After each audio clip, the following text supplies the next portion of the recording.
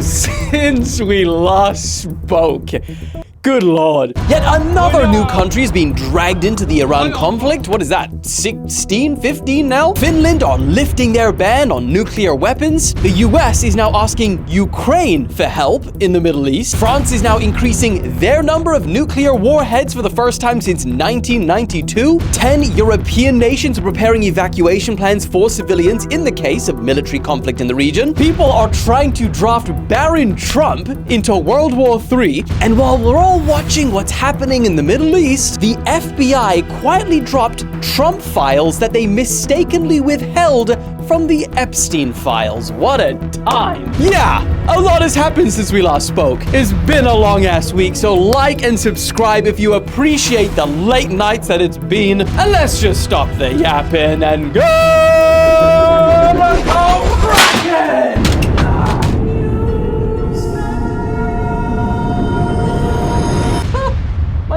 Still here from 2 days ago since we last spoke. It's actually fared pretty well 2 days. You know what hasn't fared very well? And if I fall sick with some mysterious illness and die, this is the reason why.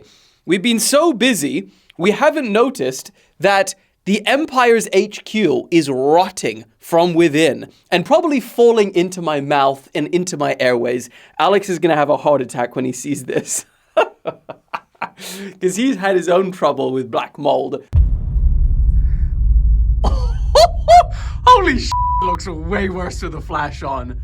Oh, okay, that might not be... Holy shit. Holy shit. Oh, that is way worse. I was laughing about this and now I'm slightly concerned because that is, as you can see, right above my head as I record each day. And there you guys are. Hey guys. Oh, shit. Right, let's not worry about me. We've got big things to get to. Let's begin. Okay, kicking things off, we have officially entered day 7 of the war in the Middle East, and day 8 for you guys, actually, and it is not slowing down. Firstly, yet another new country has been dragged into this conflict. I believe that makes it 15 or 16 now. I'm starting to lose count. Because for the first time, an Iranian drone has struck the international airport in Azerbaijan, injuring at least 2 civilians. A second drone fell near a school building, and now Azerbaijan is vowing to respond. So... another involvement. We also found out today that Iranian bombers were actually within 2 minutes of striking the largest US military base in the entire region. For perspective, it usually typically holds around 10,000 service members. They were 2 minutes away. But they didn't, because Qatari planes shot them down in their first aerial combat mission. Damn. Also, 3 people were killed in the UAE after a missile actually made it in and hit the ground, including 6 drones. Also, in the last couple of days, several European nations are now coming to the aid of fellow EU member, Cyprus, with countries like France, Spain, the Netherlands, and the UK all promising to send naval assets to protect the island. How nice. Also, Italy today actually became one of the latest countries to get involved after their prime minister said that they would send air defense aid to certain Gulf countries. It's also been a big couple of days for repatriation flights. Several countries, including Australia, Germany, Netherlands, and the UK eventually, they finally made their first evacuation flights to bring their citizens homes that have been stranded there. Now, the UK's repatriation flight initially was supposed to fly on Wednesday, had some technical difficulties, did not fly, but it has, since recording, finally made it there and collected some people. Speaking of the UK, though, their Met Police actually announced this morning that 4 people have been arrested as part of their counter-terrorism investigation relating to Iran. Now, this in particular has been a major concern following the war in Iran. I'm telling you, all Western agencies have been on high alert, with US generals warning of this even before the conflict. Because, it's believed that Iran doesn't have the weapons capability to strike missiles on US homeland and potentially even UK. But one way that many analysts have been speaking about how they could retaliate is through cyber attacks and terrorism. Now, the UK's Deputy Prime Minister David Lammy said that after this news broke, Iran is the biggest state sponsor of terrorism globally, and sadly, that is in effect in our own society as well. Now, Keir Starmer also said that over the last year alone, they have blocked more than 20 potentially lethal attacks on UK soil. Also in the last couple of days, a bit of a twist actually, Cyprus's Ministry of Defense, they have confirmed that the drone that hit the two UK military bases was not launched from Iran. Now, this was a pretty big point because it was actually the first time that this whole conflict touched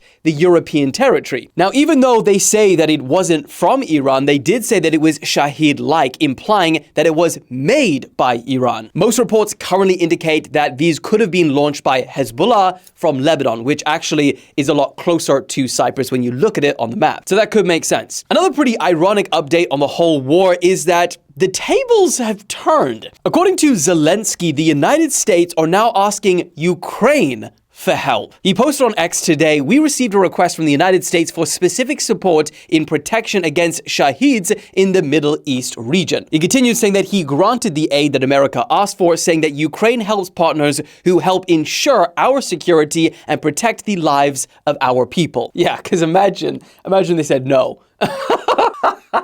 And then, Alex, show them the image. I couldn't stop laughing when I saw this.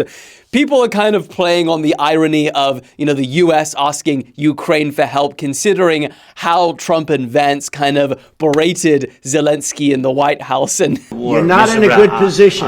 You don't have the cards right now. And what you're doing is very disrespectful to the country, this country. Have you said thank you once?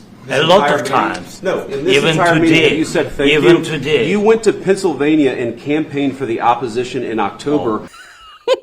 Now Zelensky's the one in the suit, and they are in the black tank tops, and damn. They're not tank tops, are they?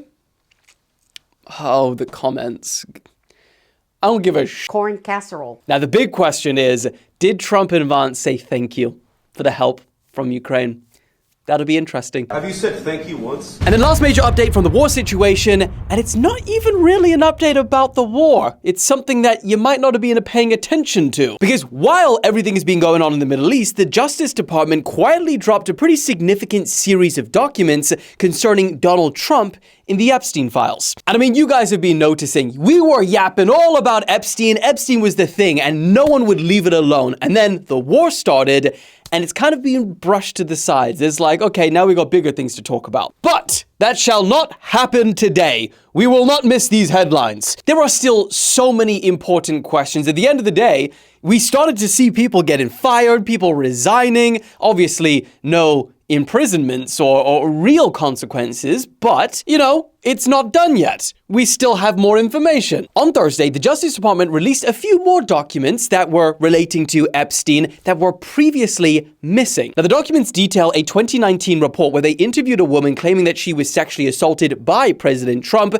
when she was only 13 to 15 years old in the 1980s. And here's the interesting part about this, because there was only one of these interviews with the FBI and this woman. Turns out, though, there was 3 more follow-up interviews, and we didn't know about them. And the only reason we do know about them is because a couple members of Congress were actually granted permission to go and look at the unredacted files last month. One of the representatives, Robert Garcia from California, he claimed to have come across a document which hadn't been made public before, which is the one they've just released. Now, the Justice Department were confronted about why they never released these follow-up interviews by the FBI, and they essentially said that it was, quote, mistakenly withheld in the initial release because it was incorrectly coded as a duplicate. So it's up to you guys whether to believe. I mean, it's plausible. It's certainly plausible, but it's also, ironic, that you get it. And the reason that it might be plausible that it was just a mistake is because, again, there's not really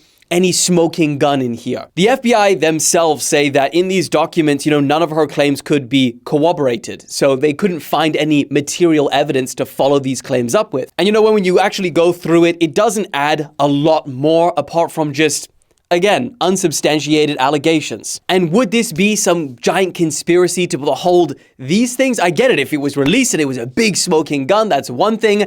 But these, I don't know. tricky. But if you want to go and have a look through these files yourself, we will make sure to add them in the description. But for now, moving on. Okay, also, since we last spoke, something truly insane happened in the US Congress. And before Alex plays this clip, I don't even know if we should show it, Alex. I don't know. When I watched it, I was pretty scarred. I got a little bit, desensitized, the 8th, 20th time I watched it. But okay, Alex, you choose whether to play it or not. And I will just say viewer discretion is advised. For Israel! His hand! Oh! Don't know if he played it, but here's what happened. During an Armed Services Subcommittee hearing, a Marine veteran and Senate candidate, Brian McGuinness, he was forcibly removed, and as you may or may not have heard, he had his arm broken while they were trying to remove him, and it's one of the worst things I've watched. His hand! Oh! But the significance of this is not just that his arm was broken, but he actually stood up in the middle of the hearing and he disrupted it by saying, Israel is the reason for this war. America does not want to fight this war for Israel. Let's go.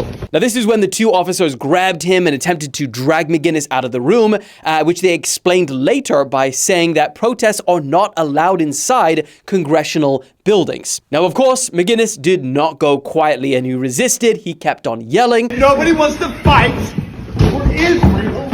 Commandant, please stand up as a Marine and stand up for America. And actually, one of those men is actually one of the senators who joined the security in trying to remove him. I mean, the part that I found the most eerie is that while all of this chaos was going on behind, most of the senators, in fact, actually, I think all of them at the front, refused to turn around. He's a Marine. Somebody come help him. Control your Senate committee. Look at you guys. You're robots. You won't even look back. Look at you guys. You're like robots. Oh my God, what is happening?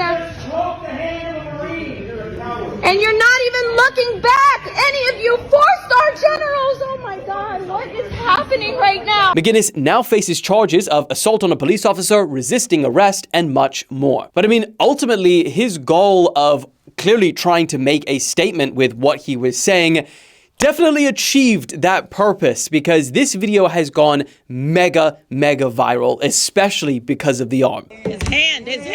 Oh!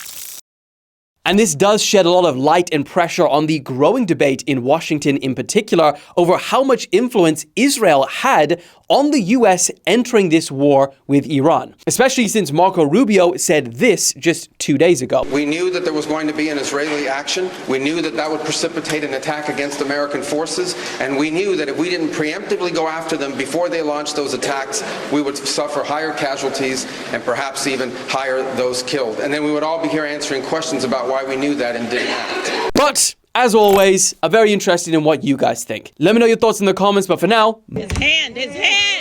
Oh. Is your hand okay? No, it's not. Also, in one of the craziest pieces of news this week, ain't no way people are trying to draft Baron Trump into World War III. So a new hashtag is trending this week. In fact, I think at one point it hit #1 trending in the United States, and they're essentially calling for Trump to send his son, Baron, to the front lines. And bro's gonna be a huge target, unmissable target, in fact. I mean, not only because he's the president's son, but brother is like tall as ship. And here's the thing, it's growing just beyond a viral hashtag. An entire website has now been created. draftbarontrump.com. God damn. It was actually made by former South Park writer, makes sense, Toby Morton, and one part reads, "America is strong because its leaders are strong. President Trump proves that every day, so naturally his son Barron is more than ready to defend the country his father so boldly commands." Now, here's the thing, pretty fortunately for Barron, I don't think he'll be eligible to be drafted. And that is because the US Army has a maximum height requirement of 6'8". Baron Trump, according to Google, is 6'9". I mean, there are some rumors that he's 6'7". Shit, they got me. But, you know, and then other people are saying that there was one person that was 7 foot. Can't remember his name. I think it was a basketball player. And he was allowed into the Navy. So that the hope for Barron is still there. Anyway, what do you guys think? There is no reality in this beyond it just being a hilarious joke, let's be honest. But for now, moving on. Also, how's this for irony? So this week, US lawmakers were asked to vote on whether their own potential sexual misconduct records should be made public and released. They voted against it.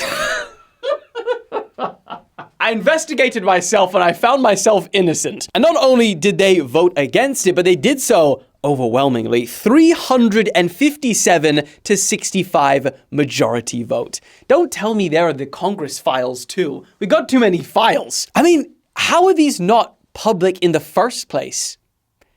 Is the question. Now, the reason they say that they voted against this motion, which was brought forward by Representative Nancy Mace, is because, according to a statement from the Ethics Committee, it would chill victims' cooperation, re-traumatize victims, and put witnesses at risk of retaliation if their cooperation is made public.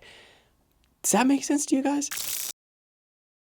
Now, why this motion was brought forward by Representative Nancy Mace in the first place is because recently one of the Congress members was caught sending explicit images to another member of Congress, which is prohibited. Now, in this suggested motion, all reports tied to investigations into members accused of sexually harassing staff or engaging in sexual relations with other staffers would be publicly released. But it would even have the victim's personally identifiable information redacted. I mean, either way, they didn't necessarily strike it down, but they did send it to the Ethics Committee, which in Congress is known politically as it's just a place that you go and send things to kill it entirely. So it's the same as just voting it down. And I just think it's really disgusting how this institution protects itself, because y'all just half of them voted to send this stuff to House Ethics where you know it's going to die. We know that members of Congress are using taxpayer dollars to pay off sexual harassment. We just had a member of Congress literally sexually harass a woman that then lit herself on fire, and you guys all protected him. That's why the American people hate us. I think the midterms are coming up and everyone should go on record for this. But yeah, I thought it kind of highlighted the irony of, you know, lawmakers being able to vote on things that could affect them, and just, you know, being able to moving on. Also this week, it seems like the whole Middle East situation has spooked a lot of world leaders, because more and more countries every single day that I look are now displaying interest in arming themselves again with the N-word, the nuclear, everyone says it's not nuclear, it's nuclear, whatever the because more and more countries every single day that I look are now displaying interest again in arming themselves with nuclear weapons. I don't know what it felt like in the Cold War. Some unk in the chat has got to explain it to me. Are there any unks still? Yeah, there will still be some unks around. I mean, I don't know about in these videos, but would it feel too dissimilar to how it feels today, where everyone is making preparations for the end times? Because earlier this week, Emmanuel Macron announced that France will be increasing their nuclear warheads for the first time since 1992. History every day this week. Now, they currently have around 290, which makes it the 4th largest nuclear arsenal in the world. And Macron justified the decision by saying that we must strengthen our nuclear deterrent in the face of multiple threats. To be free, one needs to be feared. To be free, one needs to be feared.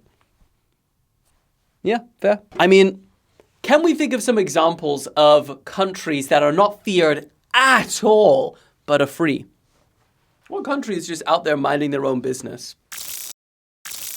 Now, it wasn't just France, because also this week, Finland just announced that they will be lifting their ban on hosting or transporting nuclear weapons on their territory. Since 1987, nuclear weapons have been banned, even from touching Finnish territory. And they are saying now that this has to change in order to align more closely with NATO's deterrence policy. Their defense minister said that the amendment is necessary to enable Finland's military defense as part of the alliance to take full advantage of NATO's deterrence and collective defense. And I mean, mentioning the Cold War situation again, like, I know that people in the Cold War, they were mainly focused about, getting nuked. But today, not only is that part of the conversation, but we're also talking about other things that could destroy civilization.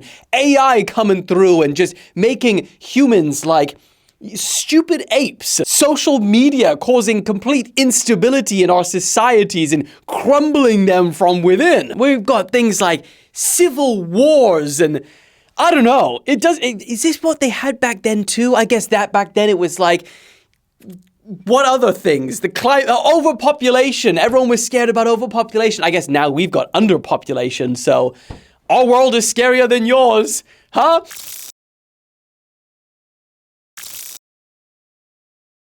Tough time never lasts.